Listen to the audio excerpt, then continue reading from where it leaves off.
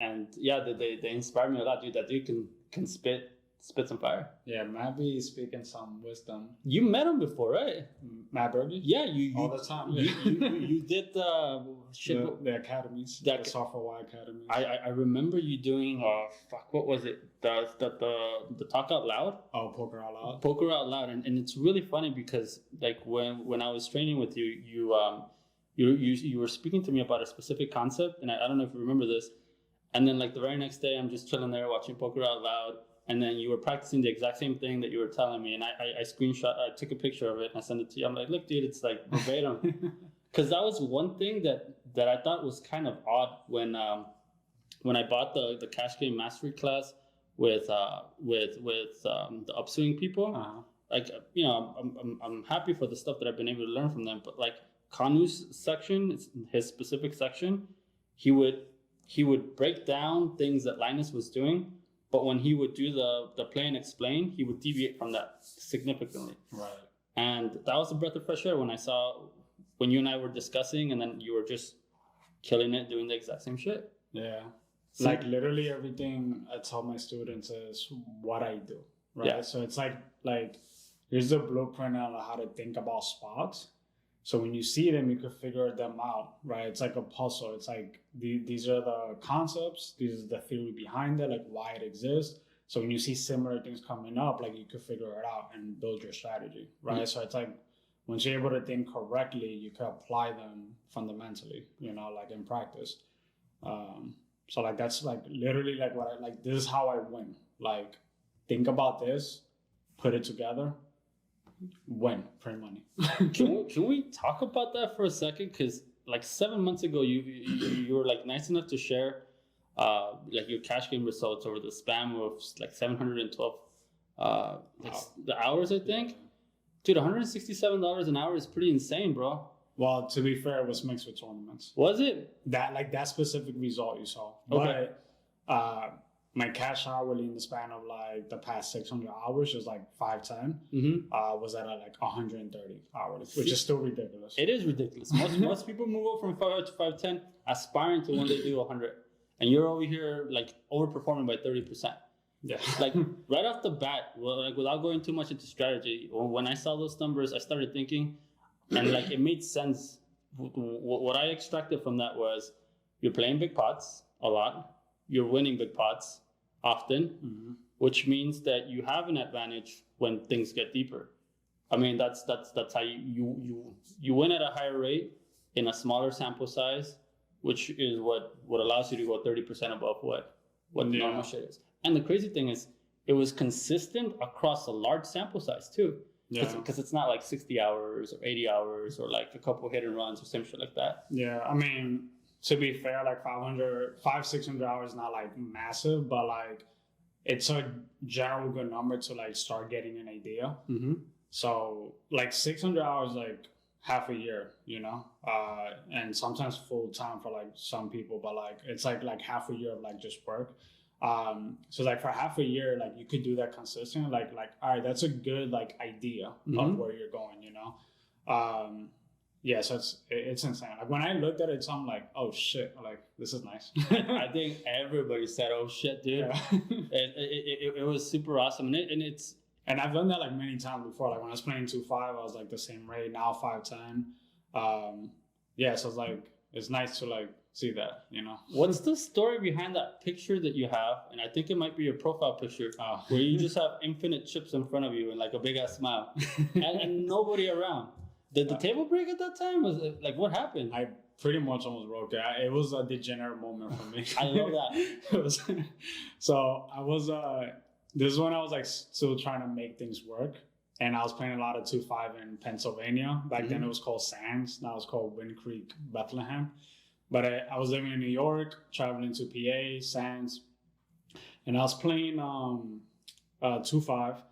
And I was stuck like 3K. So like to me back then, like that hurt, right? Like it was mm-hmm. a lot, right? I'm like, fuck this. Like I was over it. Jumped over to 5 PLO.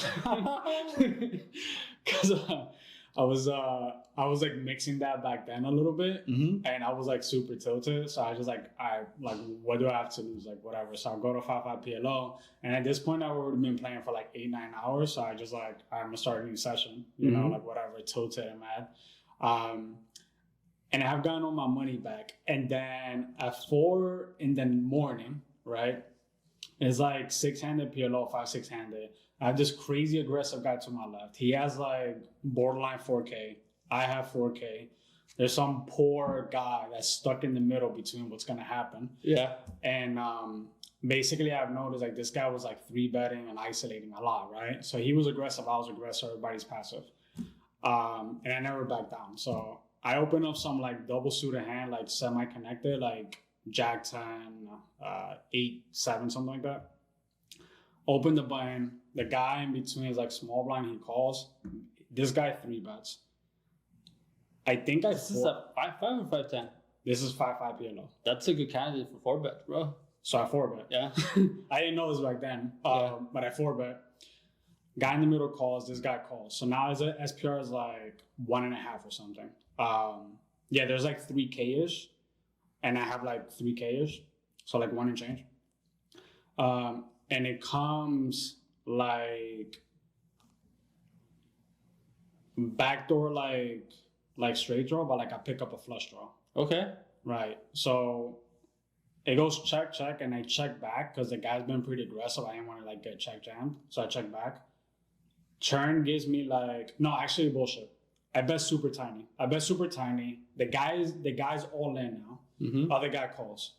Turn gives me like an open-ended straight flush draw.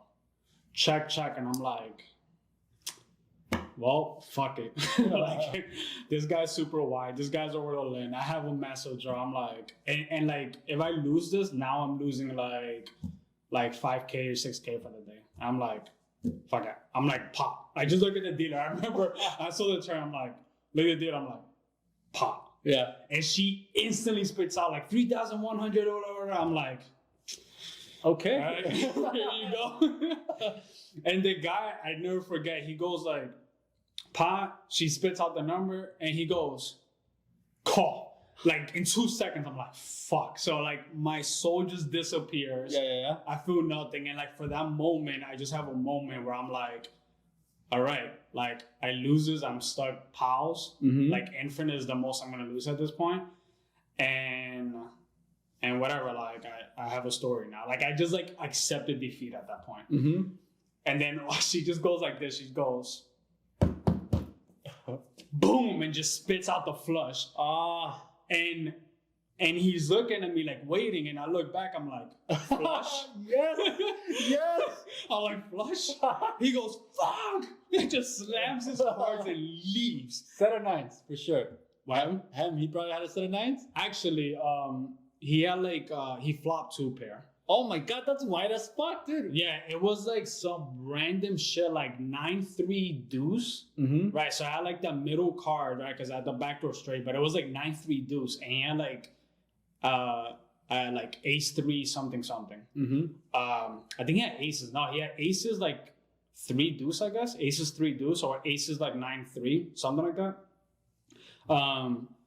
Like single suited, and and that happened, and I'm like, yeah. So so now I have like all these chips, there's piles of chips, and I'm just like, I love it, man.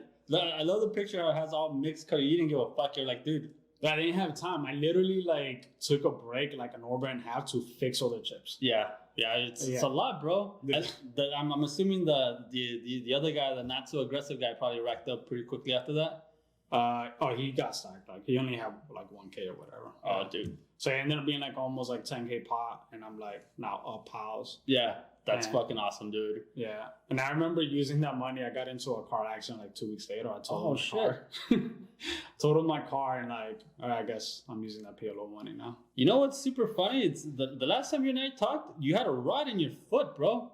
Oh yeah, I broke my foot. But now you're super fit, bro. You're walking. You're killing it. You added another $203,000 in tournament earnings too, dude, since the last time we talked. Is it 203? 203 or 206, one of those two. Oh, my total? Yeah. Not your total. Since we last talked, Out of those, 4 of them are final tables. Out of those 4, 3 of them are 4th place or better. Really, it's 1 3rd place, two fourths, and 1 ninth. And the 9th one, I actually remember that because that was the $500, the WSOP one, where you jam Jack 10. I think Jack 10 of hearts in the like on the button. Like it's a jam there all day long, and just shit hit the fan. Yeah. But on the 3, which was a year ago was it a year ago from today or 2 years ago? Pretty much a year ago. Yeah, I got 3rd for like 90K. Yeah. Dude, so you're destined to make it back to back on this one. I'm trying. It's coming. You know what's funny? I turned 38 on day 2. It's gonna be hilarious if I don't make day 2. I'm gonna try to fire like as many bullets as I need to for the 1200. For the 1200, yeah. It's on the 20th, so that's kind of cool. And I'm gonna try to see if I can make. I think they have a 600 300K coming up. Yes, yeah. Yeah, so hopefully I can get in there. I was gonna try to do the 288, dude. But things started picking up at work. I'm kind of eating shit at these games. I'm feeling a lot more comfortable though, dude. Yeah. The first game that I sat down in, this is so funny because I took like a 4-month hiatus. I'm playing a 5-5 game, and like I'm rolled higher than that, and it go like we get into a situation where pretty much 1K is all in, and the guy is looking at me, and I just feel this rush that I haven't felt in like 4 months of just adrenaline and stuff. I'm like, this is so freaking awesome. How am I not playing every day, dude? Yeah. So I've been playing like semi-frequently. I think I've had like 15 sessions since then. No, was it 15? I think it's 15 or 10. You start again in December, right? Yeah, and no, actually in January. Okay. And I've had 5 winning sessions. I'm down 1.2K, which is less than a buy-in at the games that I'm playing. A lot of chopping, bro, with PLO. Turns out when you run it twice with the people, a lot of that happens. Yeah. I stopped wanting to run it twice because of that. It's like, let's just have some blood. Like, whatever. Not just that, but I feel like people are more incentivized to call when they know they're going to run it twice. That too, yeah. And PLO is so easy to like chop. Yeah. So it's like, I feel like I'm getting nowhere. Bro, last night, I probably was part of maybe like 4 or 5 all-ins. Chopped all of them except for the last one. Had I not chopped any of them, I'd probably be up like 8-9K right now. Yeah. And then on the last one, of course, I try to get cute. Ace, queen, queen, 5, I think, double suited. Block aces. This wonderful human being just decides to pow everything in there with single suited kings because fuck it. Yeah. And I flop a flush draw. He doesn't have a flush draw. And then just cleanly backs into a straight. Like the keys were enough. I was like, okay, going home.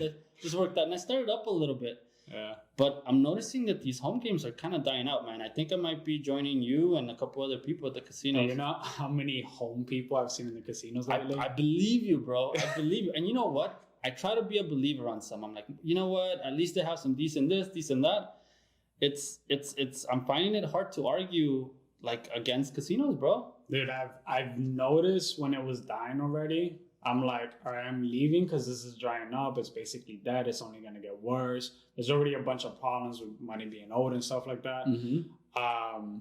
And it's the same circle of group. And when the game is like, some games get like 2 partying, so it actually kills the game. Mm-hmm. But every time I go to a casino, like, because there's no distractions, right? Like, people just play. And like I noticed that a while ago, I'm like, casino games are actually better. Unless you find like a really good actual game that people are actually playing, not super distracted, like which is far and few between. Like casino games are better. And you get to set your own hours. You don't have to wait for the game to start. Mm-hmm. Like you leave whenever. There's no politics involved, right? I'm like, okay, so I'm like, that's why I left. I'm like, I'm going back to casino. I think it was a great choice, but let me tell you, out of those 15 sessions, I think 3 of them were in casinos, and like the opportunity cost of choosing a home game is much higher nowadays for the exact same reasons you're saying. Yeah. Some action on some, but it doesn't justify the large rake anymore, bro.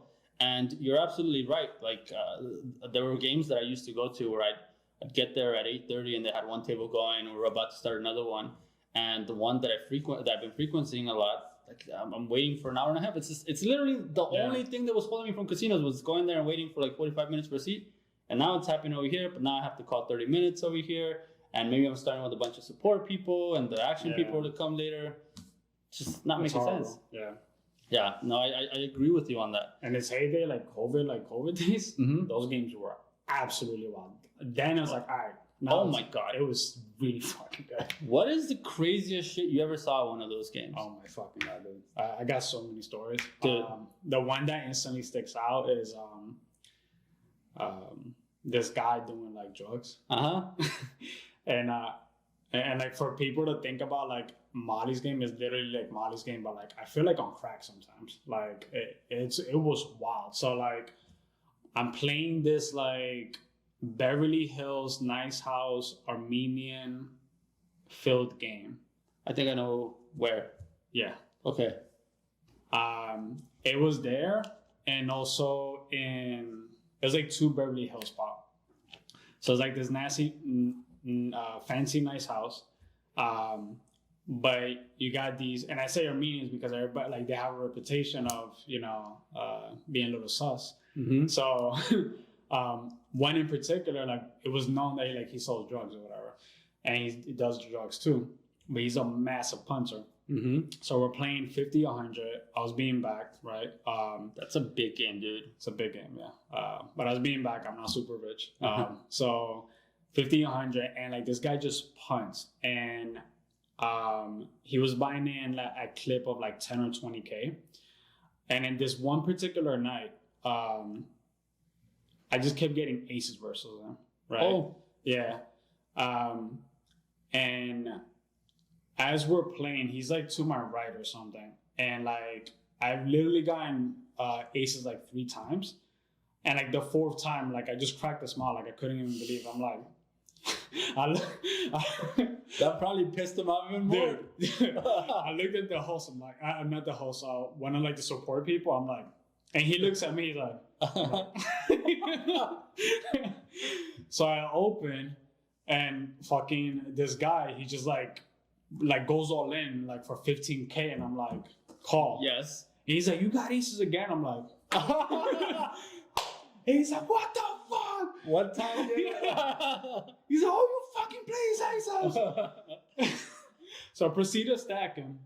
And then like 10 minutes later, like he like comes, and then he's just like smoking like heroin or crack like out of a pipe, where he's just like he's like has this metal stick with like a white thing on it, which I'm assuming is heroin or something. He's burning it and then like inhaling it through like some pipe or whatever. This was at the table? At the table, like on the fucking table. And then like side to him, there's just a casual plate of like cocaine like chopped up. Yeah. And I'm like, all right, I'm doing this. And this is like 2 a.m. Yeah. And I'm just like, and there's like a bunch of money in the table. And I'm like, I just hope I don't get like shot or something. Yeah, I hope let me make it home. Yeah, like let me do my duties. I'm working right now. I'm on payroll. I'm like, let me just do my thing, stay cool, I mean, try not to, let me get queens next time. Right. I mean, like, don't give me aces. Let me fold aces one time. Yeah, I'm like I don't know what's going to happen at this point. I'm like, this guy's think I'm like, have this shit rigged or something. But it was insane. So like that moment, like, I was like, all right, this That's so funny, bro. I have this one story that this happened at a game, and every time I meet somebody new at a home game, I like to exchange stories. And I haven't had somebody outdo this. So you tell me. So I'm at a downtown penthouse, and in this place, they had 3 tables, 1 table over here. There's the master suite with 1 table over there, and the master restroom at the back. Okay. No doors to go into the restroom, but you need a door to go into the toilet. And so you can either go pee there, or you can go pee at the front. They have another restroom there. Okay. So it's I don't know, it's maybe like 3-4 in the morning, and I'm in the middle of a hand, and I really have to pee, so I fold. Everybody's fine with that, and I decided to go pee on the master bedroom side. And I opened the toilet. I opened the thing for the toilet because there was some girl that was doing her makeup, and I'm not about to like take a piss in front of this girl, whatever. And I open it. Do you guess what I see? Take a while. Somebody passed out like on the toilet or something.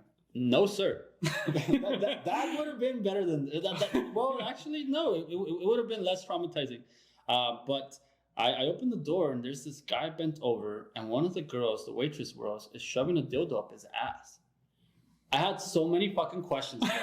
I didn't say a word. I backed out. I closed. I went. I racked my chips. You have to give 30. So the whole 30. It wasn't even 30, bro. I grabbed the rack. I racked up. The dealer knows me. The host knows me. I'm like, not today, bro. I gotta go. I go cash out and I just leave. And as I'm driving home, bro, these are the questions that get to my head. First, how does this conversation even initiate? You know, because you have to talk in front of everybody. Like, hey, man, you got a dildo you could stick up my ass? Or like, I have a dildo. And then the second question that came to me, because there's security guards that pat you down. Who brought this shit in? Yeah, so like the girl had to be in, obviously, because she's comfortable doing it. Right. Although it's wild shit happening, so maybe. Yeah, I mean, you know, shit goes down in houses like with the girls and stuff, right? So it's like this girl must have already had like an agreement with this guy, like, bring this, like, this is what I want. Probably she got paid or whatever, and that's his thing. And like they arranged it, and so this was like a player. This was a player. This wasn't even a host or a horse or any of that. So this was some random. Actually, this guy stopped. I remember when he stopped playing. He stopped playing on December, I think it was like 14th or 15th of 2020. And I remember that because it was that specific host's last game. Ah, okay. I'm like, how do you know this specific game? Well, that's why. It's in your memory. I'll never forget that. I can't, dude. I can't forget that. I'm doing recreational stuff to like, go to sleep, and sometimes I still remember that shit, dude, and it's crystal clear. And I just remember in my head, it's just going like, what the fuck? That's what came out of me. Like, what the fuck? How is this happening right now? But like, I hope the guy's happy. I hope she's happy. I hope she got paid well too. She better fucking got paid. Right, dude. Like, you imagine to bring the equipment, dude. Set up the timing or whatever, and then, like, didn't they lock? I don't know. It was a wild shit, but that's by far the wildest shit I've seen somewhere. There's a plate of Coke there. I've seen stuff like that, and after this moment, everything else, I became numb to everything else. Yeah, like I was like, okay, that's fair. This works out really well. The only other crazy thing I could think about, it doesn't match that for sure. I can't think of anything crazy in that, but like, I remember this one game, and I think you know this host, but I'm gonna keep names out. But we were like 4 or 5 handed, and the game was like dying. We're like, let's just end this game. And there was like one girl left, like serving drinks, and 2 of the guys were like trying to talk to her, flirt with her, messing around, and then the game just like abruptly ended. They're like messing with her, and then she agreed to like lay on the table topless so they could sniff cocaine off of her. Huh. Not even, no, it wasn't cocaine. It was what's that pink one? Fuck. I think I know what you're talking about. Yeah, it's a pink one. It's like a crystal pink one or whatever. But you also like sniff it, I guess. It's a pill that they smash. Is that what it is? No. Then I don't know. Either way, so it's like this different one. And they like sprinkle her on her and they just like sniff off of her, and she's just like on the poker table, like topless. She's high out of her mind already, and they're just like doing lines off of her. I'm like, cool, okay, dude. if she's making a rack, anybody can pay me a rack today. They can sniff anything they want off my body, bro. Yeah, I mean, yeah, no problem. It's except like specific areas. But you want to do my chest? Stay away from the butt or something. Stay away from my ass. We're not trying to get any pink shit in there. Trying to get high by association. So that's that's what we're trying to avoid. The winners in the home game was definitely like the host and the girls, and then like us. Yes, like, that was the line. We're over here like we're in the bottom. We're here thinking we're cool, like, we're in this game, good game or whatever. Like, we're not making anything compared to like. Oh my god, dude! I remember I had conversations with some hosts that ended at the end, because a lot of these things were based on markers, and like one of them was like, dude, like I have like $500,000 out on the street. I'm like, how do you sleep with that, dude? Yeah, that's a lot of money. The one I was going to mostly was all like 700. Yeah. I hope you got some of that back, because fuck, that's a house. That's wild. Yeah, that's too much. Like, that's way too much. Like, in the last couple of years, have you added any additional courses? Is there new material or like what can someone expect from these training sessions that they're going to do with you? Basically, I have several courses, but for this one in particular, I wanted to give it like as close as possible as to a one-on-one experience. So that's why I kept it at 5 people. And these 5 people, I'm going to take them through my cash curriculum course, where we're going to address theory to create a really good baseline. And from that baseline, we're going to talk GTO theory concepts that's going to solidify this baseline that's going to help you understand what good poker is supposed to look like. And based on that, that's going to help you understand exploratively what you could do to other people if they're not playing in that same realm, right? So they're going to be too wide, too nitty, too sticky, whatever the case is. The more they stray away from theory, this middle ground baseline, the more you can exploit their bad tendencies. And the reason that baseline is so important, not only for you to understand the difference, is that if you're playing a really good player, they can't really do anything special to attack you, right? Because this is meant to kind of protect you from good poker opponents. And whenever you're not playing somebody good, you deviate, exploit them, make a lot of money. So we're going to cover all of this pre-flop, post-flop, 3-bet, 4-bet, 5-bet, profile types, your ranges, post-flop, how you should change your post-flop ranges, how to go about it, flop, turn, and river, et cetera, bet sizing, all this stuff, we're going to address it. And these 5 people are going to have that opportunity. I love it, bro. What are we going to do about this nit epidemic that we're facing, bro? Nit epidemic? Oh my God, these pictures that people are posting about their chip stacks and all this wild shit, it's everywhere now. It started in specific casinos. I'm seeing this in Vegas. I'm seeing it in LA. I'm seeing it in home games. I'm seeing it everywhere, bro. What can we do, bro? The recession's coming, man. They're getting ready. They are the recession, bro. They are the poker recession. That's the problem, man. That's why they're knitting it up. Right? They're losing in life. They're losing in poker. That makes sense. You know, they're knitting it up. So you know what they should do, bro? They should have in casinos. They should have tables where these guys should just gather, and then they can take turns sitting out in hands and chopping and doing all that shit, and let other people that want to have fun. Cause like a knit roll, they could help each other out. That's right, dude. Not go broke so fast. Let them do each other, bro. The casino will take you guys $5 at a time. Let us play over here. Sounds awful. Yeah, no. It really is, dude. It's pretty wild shit, but like I don't know why people do this. But you're right. You know, maybe they're getting ready for the pandemic. So for the people that are watching this, bro, what's your story? How'd you start? Man. All right. So the way I really started was that me and my cousin got really bored in the house. We're like, I don't know, 12, 15. I forgot what age, like early teens. And we see that ESPN commercial back in 2003, 2004 about poker. And we're bored and we're like, hey, you want to try this out? I'm like, yeah, sure. So back then, there was a Model shop near us. So we go to Model Sportings, got a cheap poker set. We vaguely read the rule book and we picked up just 2 decks in there. And we fucking shuffled both of them.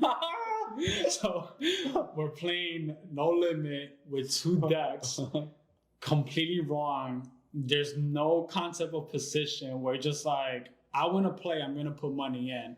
And then there's like 5 of us, and like this guy goes, and then this guy goes like, yeah, I'll raise. And then the guy's like, yeah, I'm going to fold. And this guy is like, yeah, I'm going to call. Just completely wrong. We'll put up a flop and then like just go in whatever order we want. So that's how it started. And then we actually learned the rules. Are like, oh, it's 1 deck. Okay, That makes sense. Did any of you guys end up with like 8 of a kind or anything crazy like Probably, that? I don't remember, but like we were playing for like lunch. So like, all right, we're gonna put $5 each. Whoever wins is gonna buy everybody lunch. Yeah. All right, cool, whatever. So we had like mini singles back then. I didn't even know it was a single. That's how we did it. And it was fun. And then like I was the one that took it more serious. I'm like, this is really, really fun actually. Let me learn about this. So I just like looked in the internet. I'm like, oh, there's books and stuff like that. Mm-hmm. So I started learning like concepts back then, you know, position, all this stuff. And then I just started beating the shit out of my friends. So I was like constantly winning. I would have like individual friends come over, like play heads up and so we would play heads up. So that was cool. And then I transitioned into like online poker, and back then it was full tilt and Poker Stars. So I would do like a lot of that, getting my ass kicked basically. And then Black Friday happened, and then like I stopped, and then I lived a normal life from like 2011 to like 2016, I would say. So like I was just doing a lot of paintball and then work stuff. Paintball? Paintball, yeah. Like professional paintball. I try to be professional. That's so fucking dope, dude. That is so dope. Yeah. So how did that work? Were you sponsored, part of a team, or? Yeah, so I got far enough to like where fields. I was part of teams off the fields, and the field will like sponsor the team with either free paint, free entry, or something. And we just wear like like a sponsor thing like on their jersey. It would be printed on the jersey. So it'd be like what was it called back then? Like NYC Queens paintball field and stuff like that.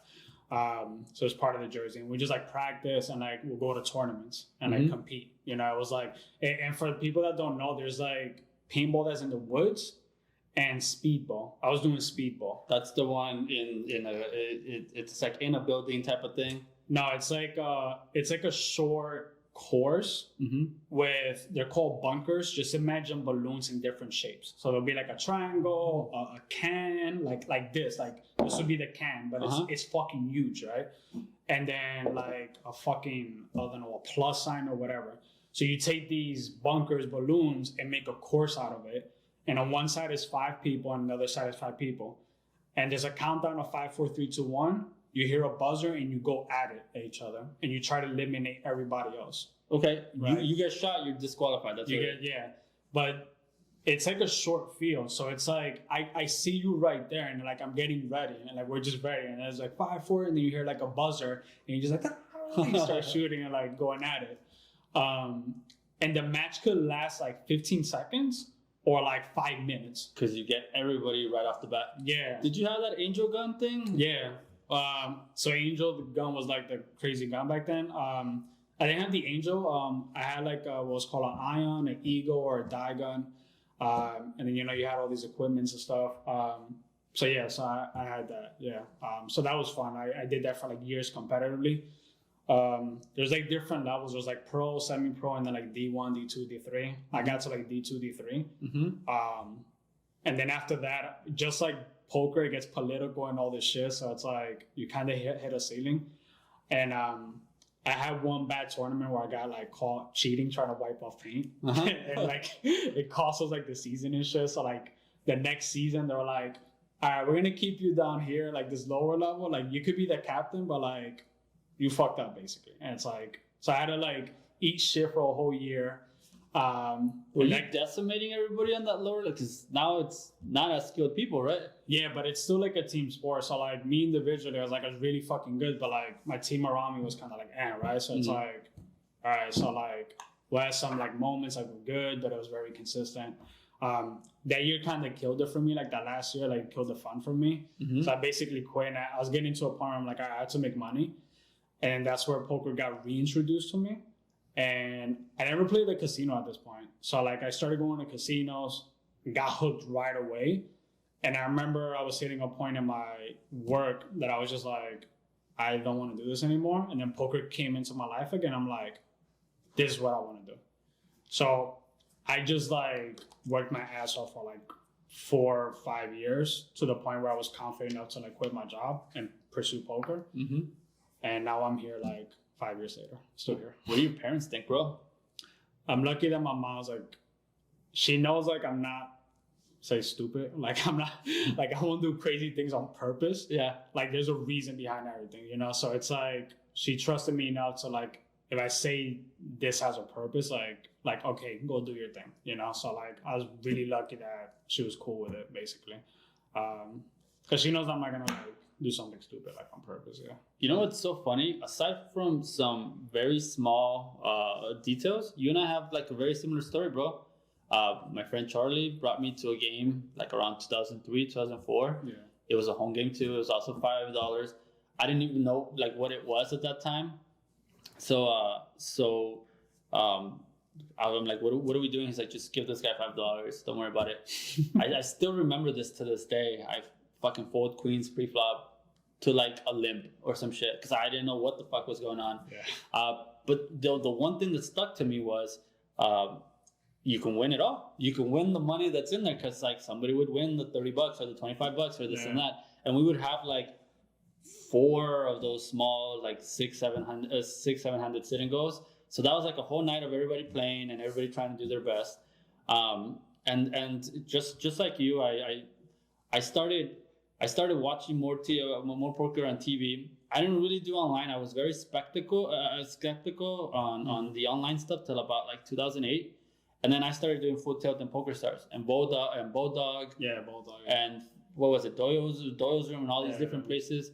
I was fortunate enough to get 3rd place on the 50-50 on Full Tilt for like 5K or some shit like that. And then like 2 days. Forgot about that. Yeah. yeah. And then like 2 days later, I made it to like the last 2 tables, like 13th or 14th place on the Doyle's Room, which was 150K guaranteed. And now I had a roll, which I didn't, because like a fucking dumbass, I go and I start sitting down. So back then, Commerce had a $5, $10, $400 cap. Yeah. So you start with 40 big blinds. I was like, you know what? I'm gonna just give this shit a shot and see how it goes. And like a week later, I'm down to like 1.5K. I'm like, dude, I'm so unlucky. Blah blah blah blah blah. I started reading a whole bunch of books, and I still remember Black Friday. I was at Commerce, sitting down again, trying to run it up at the exact same stakes, and some person's like, hey man, did you hear what happened? It's kind of fucked up. I'm like, what happened, bro? Is that like, yeah, they shut all this shit down. And at that time, I had, I don't know, maybe like 1.5K or some shit like that. But I have 1.5K, 400, and maybe like 1,000 as a bankroll. Like that's like half your roll. That's half my roll. So I started focusing on life. I got lucky. I had like $50 or something. Oh my god, dude! and then like the uncertainty. We don't know if we're getting it back. I remember going up because I was studying at that point. I was studying like I was working to get my master's, and I go up to one of my kids. I go. It was the craziest shit. I go up to one of my professors and I'm like, hey man, listen, I think I'm gonna need to take this semester off. I might have to go to Mexico. I have some money. I have to go withdraw. It's really important to me. I explained to them the poker situation, and they're like, "Oh my god, how much money did you have that you're planning on dropping out? You're planning on dropping out like 2 semesters away from like acquiring this shit." I'm like, I have $1,500. So just like, go back to class, bro. Shut the fuck up, go back to class. I was like, okay, that's fine. And then I focused on life, and around 2017, like early 2017. My really good friend and I were having a conversation. He's like, dude, I think the dream is dead. I don't think anybody can run anything up. And I said, fuck that. I think. What year was this? This was 2017, okay. January 2017. I said, nah, man, I think we can. I told him, this is what I'm going to do. I'm going to take $300, and if I lose the $300, I'm going to just reload $300. Like at this point, I was doing all right with my career. I said, okay, but if $300 turns into $400, I'm not like feeding it. It's just going to continue to grow. And I started playing. I started playing with a group of friends. It was a 1-2 uncapped, but nobody's buying in for more than like $150. Mm-hmm. But just if you want to buy in more, you can. No rake. And I was able to go from 300 to like 32K. It was pretty fucking awesome. I'm like, okay, let's try some 5-5. We went to Commerce. We went to all these different places, and we were doing okay on these. But my job started picking up, so I couldn't play as many hours. And then I started doing I was doing 5-5 1K cap right before Black Friday. And this is right around the time when my friend Charlie, who helped me get into poker back then, he said 2 things to me. He said, hey, listen, man, there's this guy named Fausto. I follow him on Instagram. If I was serious about this, I'd reach out to this guy. You should probably reach out to this guy because it makes sense. I told him, okay, that makes sense. But what if this makes sense? He's like, you're having trouble breaking into a certain limit. He's destroying that limit. When he said that, I said, yeah, no, you're right. It does make a lot of sense. And the biggest issue that I had was by this point, because when I went all in on this, like when I made the 32K, I said, fuck this. Like, we're going to try to run this shit up as high as we can. I'm going to invest as much as I can into this. Like, obviously, I'm not going to invest 15K if I only have 32. But I started buying a bunch of upswing courses. I did the lab. I did the bluff the spot. I did all these different things. And they all have one thing in common, with the exception of Bluff the Spot. Bluff the Spot gave you solutions for 150 big blinds. Everybody else just capped at 100. And I started noticing that some of these sites, they were kind of losing their touch. Like there was this one site, I'm not gonna put on blast, but they're like, hey, today we're gonna look over three bed frequencies and your ranges and what they should be. And our sample size is 100 hands at like fucking 10 cents, 50 cents, some shit like that. I'm like, dude, nobody's fucking three betting you at that shit. This is irrelevant. And it's $100. Like, dude, for what all this shit went through my head. For what everybody's paying, you should have done like at least a couple thousand hands and do it at like 1-2 or some shit where you're actually getting 4-bet, where you're actually getting reshoved, when all this shit's happening. So I said, you know what, you're right. And then I reached out to you and we had our sessions. And I still remember this. And I go over these. I know what moment you're gonna say. I just like I started destroying, bro. I went my trajectory my trajectory after that was 5.5 on 5.5 cap. Like this had a massive month. I'm talking about like it increased my bankroll by like 40%. Massive month. It was part of the home games. It's part of the like when everybody's going crazy. It was like a perfect storm. Then I'm like, all right, I'm gonna do 510 on cap. Let's see how this goes. And I remember just sitting in there with like 1,500 and then like 5K, 7K, 8K, this K. I'm like, okay, that's cool. But the skill level was the fucking same. It's the same, yeah. So like I was fortunate enough to be able to build a lot of this on all this shit. And so like what I learned from you, what I learned from all these people is you constantly have to be working. I think the moment that you stop moving is the moment that you're literally moving backwards because everybody's moving forwards. Yeah. This is why it's so important for me to try to go up as high as I can, whether it's tournaments or cash games, because I feel like our experience is like a bell-shaped curve. So like we are trying to do, we're trying to become as best as we can so we can increase our win rate as high as we can and make as much money as we can. And we do this through study, like rigorous studying, and through applying all these theories that we're learning and understanding how to deviate. And so we're moving 1-2, 3-2-3, 5-5, 5-10, 10-20, etc. When we reach the top and we're killers at like 50-100, 100-200, whatever, if we're lucky, we're there a significant amount of time. But like the reality is that, and then Mike Tyson said it best, it's hard to get up in the morning and work out when you're wearing silk clothes and all this other shit. So there's gonna be people that are eventually gonna be coming up, right? There's gonna be the Faustos, there's gonna be the what is it? Tice, Landon Tice or whatever his name is. Yeah. Like all these like super uber smart people that are gonna come in, they're gonna beat your ass. But guess what? On your way back down, you're gonna be killing all the stakes that you killed again. So now you're getting max value in money on your way up, max money on your money on the top, and then max money on your way back down. And the way back down shouldn't have to be all the way down, but like maybe you stabilize at like you go all the way up to say 500 1K, and Eric Price stops inviting you and these people, so it's all political. But like, all right, I'll do 10-20. I'll still bring in whatever the equivalent of that is. I would say that curve is even swingier because there's a learning experience from every level, and everybody's experience is different. Like not everybody just shoots like that hard up, like as you did. Like some people try, they fuck up, come down, learn from it, pick themselves up, go back up, and it just keeps doing that, until like it just clicks, and then it's like, oh, okay, You know what it was with me? With me, it was, aside from the perfect storm, I recognized that, okay, there's people that are like levels ahead of me as far as like their intuition and their ability to grasp concepts better than me, but I'm working I'm working my career for 8 to 10 hours, and then I'm studying 4 or 5 hours, and then I'm doing this multiple days a week. And then the day they said that I'm not doing that time is supplemented with just playing and applying. So that's what allowed me to do that. It was just literally committing all in and just going as time as possible. I mean, there's so many times where I want to be like, fuck it, dude. Let me just go sit down at this fucking 5100 or whatever the fuck. And if I lose 40K or whatever it is, like it's not the end of the world, but it's gonna suck. But like discipline's a big part of it, dude.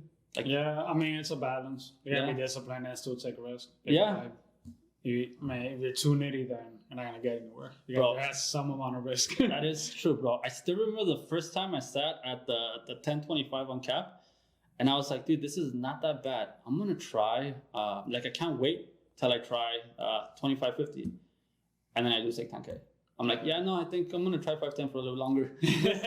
This sock right here. Yeah. And I still remember like when the one of the 2 times that I tried the 2550, what I realized was that it's such a fucking big jump, like monetary wise, like it's uncapped at that point. Yeah, so like 510 you get 2K ish, 1025 you get some 5Ks, 2550 if we're sitting down with 30-40K. Yeah. And I'm like here with 5K. and there's like 25, 50, 100, 200 or some shit like that. Yeah. So I was like, yeah, no, I'm gonna take my time with that. But hopefully, you know, we bink some shit and we're able to be in a position where we're messing around with some 10-20 or some 20-40. What is it? 10-20-40, and maybe some 25-50 by the end of the year. We'll see what happens. I mean, you know, anything could happen. What I'm really excited about is the WSOP, bro. This is my first time going. Do you have any advice for people like me that've never been there? Advice on lines, staying, eating, all that shit. Restroom, I hear, is a bad thing too. Yeah, definitely plan your restrooms. Always try to leave a minute or two early, because if you leave on time with everybody else, you're fucked. Like, you're gonna waste your whole time just online, waiting, you pee, come back, and it's 1 minute left, you know? So plan that out. Know your food spots so you can like get in and out appropriate time for dinner. And don't overthink it. It's poker. It's gonna feel special and different. Like, you feel it in the atmosphere, so it's really, really fun. Mm-hmm. But it's poker, right? Like, just allow yourself to be in the moment and like understand people are gonna go crazy. There's gonna be nits also, because you know the recession and all that. And yeah, just have fun, man. When you're out there, you're playing cash, or it's just strictly tournaments? Because I know you have a full schedule, bro. I try to just do tournaments, because if I start mixing both, like, it just like fucks with me. Yeah. So I just try to do tournaments. I could just only focus on tournaments. That makes sense. To me, it feels like it's 2 different games. It is. Yeah, like strategy wise, it's just the one thing that always messed me up was when people would try to do 1 round no limit run, 1 round PLO. Yeah. Because now I'm doing PLO shit. We're talking about, like, you know, doing this late in the evening, so I'm a lot less cognizant that I'm doing this shit. And then before you know it, like, what could have been a really cool day ended up being not that cool of a day. Yeah, that's like what happens when I have tournament concepts in my head, and then I'm still in that mode, and now I'm in cash, and I'm like, I'm trying to switch, and it's like, it fucks with me. So I was like, fuck this. So what's your schedule like now as a professional?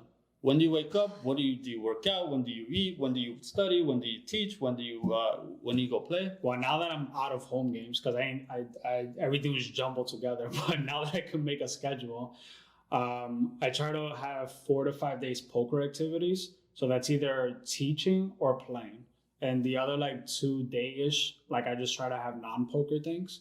So yeah, spend time with my fiance, or like go do something else, or just like something non-poker related, that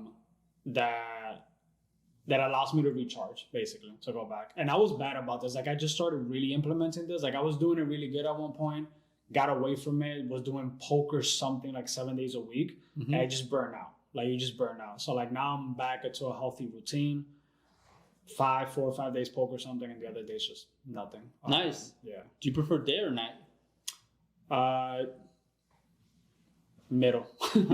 So like I'll say like 12 to like 8, or like 1 or 2 to like 9 or 10. Okay, like that's fair. So you have a way more balanced life than most people then. Yeah, I mean, you have to, because if you like this culture of like hustle, like, yeah, you gotta work hard, but like you're gonna burn out too. And I burned myself out so many fucking times. I can't even tell you. Like I work with a mental coach now. Like, I still have people that help me, and I have a mental coach, and like this is something we worked on, and we realized like a lot of my like triggers, or like burnout, like sometimes depression comes from like not having that outside life, you know. So it's like, yes, poker is important and all this, but like do it appropriately, and then the other times like have something away from that, so you can come back and actually enjoy poker, you know. Because like sometimes like you just want to punch somebody, you know. I can't punch people, you know, as I'm trying to be a civilized person, you know. That's fair. That's fair. And you know what's interesting? A lot of people don't realize that burnout can actually have it can have a lingering effect if you don't address it, bro. Yeah, man. Yeah, Like a lot. There's a domino effect. So that it's like, yeah. Yeah, so that makes a lot of sense, man. It makes sense to try to have as balanced of a life as you can. If for me, if it weren't for my job or for traffic, because I don't live pretty close to any of the casinos, I'd probably be doing during the day too. I see people because I follow a lot of people that play poker here too, and it seems like a lot of the action is during the day, and it makes sense because you're getting players that are probably trying to kill time while traffic's there. And then when I get there at like 6 or 7 or 8, like most of the people are gone. That makes sense as to why I'm like only seeing 1 or 2 tables. Except for Commerce. Commerce is always packed, bro. Commerce is always packed. But there is a different, like you were saying, like there's different people that come at different times. To me, the afternoon is the greatest because it's like a nice mix of what you were saying. Mm-hmm. You have people that just come out of work, kill a few hours, you know, and then they go home. And if it's too late, it's just like the night pros trying to like get the scraps, you know? Yeah. And it's like, all right, peace, I'm out. Dude, last topic before we end this. What's going on with the bikes cash-ins, bro? You want to talk about Mid Central? Jesus. All right, you know Vegas games? Yes. I fucking hate them. They're pretty bad. There's only one that I'm okay with, which is the 5-5 with the Rock. Okay. Yellow.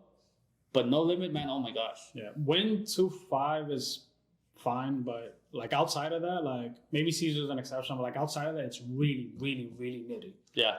Like the bike should belong to that group. It's like, I love it. It's like the bike is leading the charge. Yeah. Then it's Vegas, and then it comes back to us. Like it's so fucking bad. Like it's the nicest casino, worst action ever. Oh my god, I have a box there. It's empty because I'm not playing there, bro.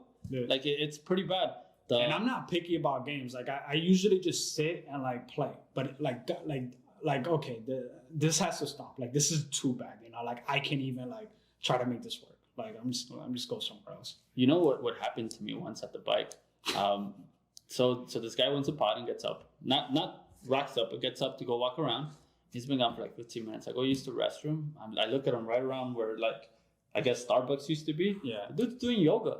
Really? I'm like, you're doing fucking yoga, bro? You got your chips? Look at your ass over there. Go play. What are you doing over here, bro? Either rack up or like yoga? What the fuck? These gremlins, man. I'm telling you, we can't win with these people, bro. Bro, thank you so much. I really appreciate you for coming, bro. Man. It was fun. I love this.